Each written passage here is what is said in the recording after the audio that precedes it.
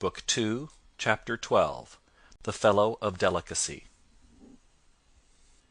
Mr. Stryver, having made up his mind to that magnanimous bestowal of good fortune on the doctor's daughter, resolved to make her happiness known to her before he left town for the long vacation.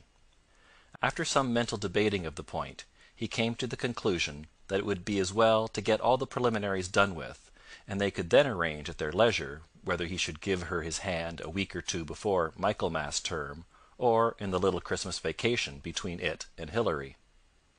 As to the strength of his case, he had not a doubt about it, but clearly saw his way to the verdict. Argued with the jury on substantial worldly grounds, the only grounds ever worth taking into account, it was a plain case, and had not a weak spot in it. He called himself for the plaintiff. There was no getting over his evidence. The counsel for the defendant threw up his brief, and the jury did not even turn to consider. After trying it, Stryver, C.J., was satisfied that no plainer case could be. Accordingly, Mr. Stryver inaugurated the long vacation with a formal proposal to take Miss Manette to Vauxhall Gardens; that failing, to Ranelagh; that unaccountably failing too, it behoved him to present himself in Soho, and there declare his noble mind. Towards Soho, therefore, Mr. Stryver shouldered his way from the Temple, while the bloom of the long vacation's infancy was still upon it. Anybody who had seen him projecting himself into Soho while he was yet on St. Dunstan's side of Temple Bar, bursting in his full-blown way along the pavement, to the jostlement of all weaker people, might have seen how safe and strong he was. His way taking him past Tellson's, and he both banking at Tellson's and knowing Mr. Lorry as the intimate friend of the Manettes, it entered Mr. Stryver's mind to enter the bank and reveal to Mr. Lorry the brightness of the Soho horizon. So he pushed open the door, with the weak rattle in his throat, stumbled down the 2 steps, got past the 2 ancient cashiers, and shouldered himself into the musty back closet, where Mr. Lorry sat at great books ruled for figures, with perpendicular iron bars to his window, as if that were ruled for figures too, and everything under the clouds were a sum. "Hello!" said Mr. Stryver. "How do you do? I hope you are well." It was Stryver's grand peculiarity that he always seemed too big for any place or space. He was so much too big for Tellson's that old clerks in distant corners looked up with looks of remonstrance, as though he squeezed them against the wall. The house itself, magnificently reading the paper quite in the far-off perspective, lowered, displeased, as if the Stryver head had been butted into its responsible waistcoat. The discreet Mr. Lorry said, in a sample tone of the voice he would recommend under the circumstances, "How do you do, Mr. Stryver? How do you do, sir?" and shook hands. There was a peculiarity in his manner of shaking hands, always to be seen in any clerk at Tellson's, who shook hands with a customer when the house pervaded the air. He shook in a self-abnegating way, as one who shook for Tellson and Company. "Can I do anything for you, Mr. Stryver?" asked Mr. Lorry in his business character. "Why, no, thank you. This is a private visit to yourself, Mr. Lorry. I have come for a private word." "Oh, indeed!" said Mr. Lorry, bending down his ear, while his eye strayed to the house afar off. "I'm going," said Mr. Stryver, leaning his arms confidentially on the desk, whereupon, although it was a large double one, there appeared to be not half desk enough for him, "I am going to make an offer of myself in marriage to your agreeable little friend, Miss Manette, Mr. Lorry." "Oh, dear me!" cried Mr. Lorry, rubbing his chin and looking at his visitor dubiously. "Oh, dear me, sir?" repeated Stryver, drawing back. "Oh, dear you, sir? What may your meaning be, Mr. Lorry?" "My meaning," answered the man of business, "is of course friendly and appreciative, and that it does you the greatest credit, and, in short, my meaning is everything you could desire. But really, you know, Mr. Stryver—" Mr. Lorry paused, and shook his head at him in the oddest manner, as if he were compelled against his will to add, internally, "You know there really is so much, too much of you." "Well," said Stryver, slapping the desk with his contentious hand, opening his eyes wider, and taking a long breath, "if I understand you, Mr. Lorry, I'll be hanged." Mr. Lorry adjusted his little wig at both ears as a means towards that end, and bit the feather of a pen. "Dash it all, sir," said Stryver, staring at him, "am I not eligible?" "Oh, dear, yes, yes. Oh, yes, you're eligible," said Mr. Lorry. "If you say eligible, you are eligible." "Am I not prosperous?" asked Stryver. "Oh, if you come to prosperous, you are prosperous," said Mr. Lorry. "And advancing?" "Oh, if you come to advancing, you know," said Mr. Lorry, delighted to be able to make another admission, "nobody can doubt that." "Then what on earth is your meaning, Mr. Lorry?" demanded Stryver, perceptibly crestfallen. "Well, were you going there now?" asked Mr. Lorry.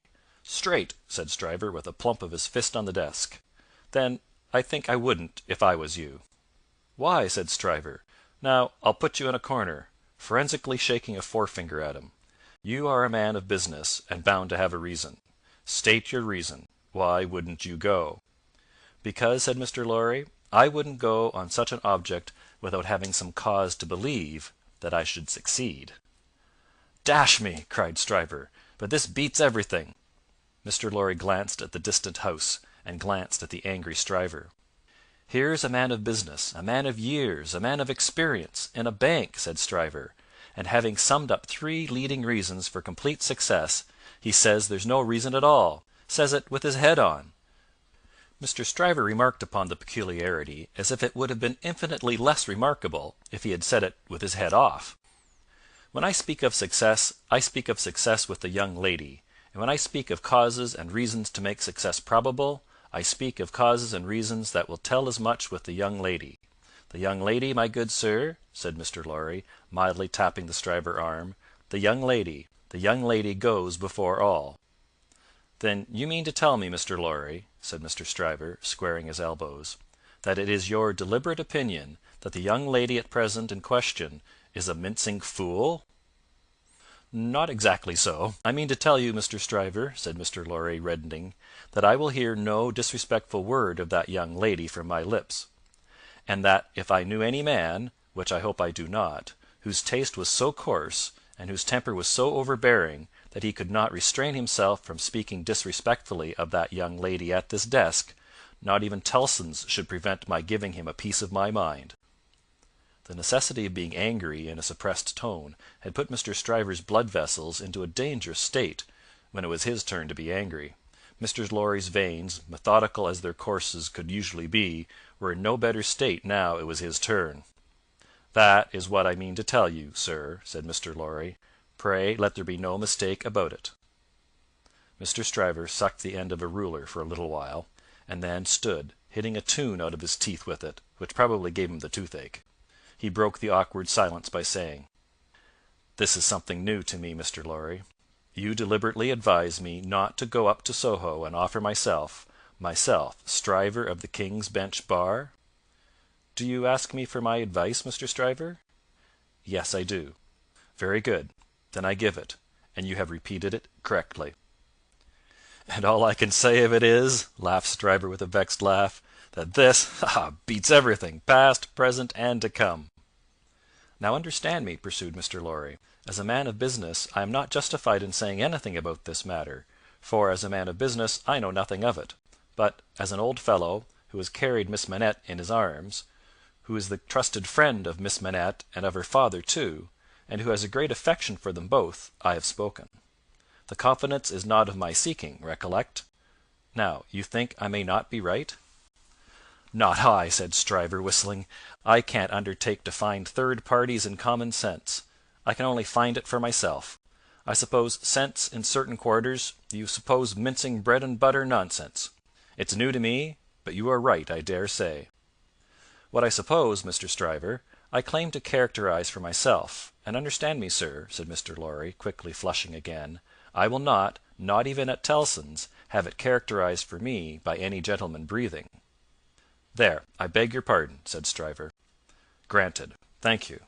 Well, Mr. Stryver, I was about to say, it might be painful to you to find yourself mistaken. It might be painful to Dr. Manette to have the task of being explicit with you. It might be very painful to Miss Manette to have the task of being explicit with you. You know the terms upon which I have the honour and happiness to stand with the family. If you please, committing you in no way, representing you in no way, I will undertake to correct my advice by the exercise of a little new observation and judgment expressly brought to bear upon it. If you should then be dissatisfied with it, you can but test its soundness for yourself. If, on the other hand, you should be satisfied with it, and it should be what it now is, It may spare all sides what is best spared. What do you say? How long would you keep me in town? Oh, it's only a question of a few hours. I could go to Soho in the evening and come to your chambers afterwards." "Then I say yes," said Stryver. "I won't go up there now. I am not so hot upon it as that comes to. I say yes, and I shall expect you to look in to-night. Good morning." Then Mr. Stryver turned and burst out of the bank, causing such a concussion of air on his passage through, that to stand up against it, bowing behind the two counters, required the utmost remaining strength of the two ancient clerks. Those venerable and feeble persons were always seen by the public in the act of bowing, and were popularly believed, when they had bowed a customer out, still to keep on bowing in the empty office until they bowed another customer in. The barrister was keen enough to divine that the banker would not have gone so far in his expression of opinion on any less solid ground than moral certainty. Unprepared as he was for the large pill he had to swallow, he got it down. "And now," said Mr. Stryver, shaking his forensic forefinger at the temple in general, when it was down, "my way out of this is to put you all in the wrong." It was a bit of the art of an Old Bailey tactician, in which he found great relief. "You shall not put me in the wrong, young lady," said Mr. Stryver. "I'll do that for you."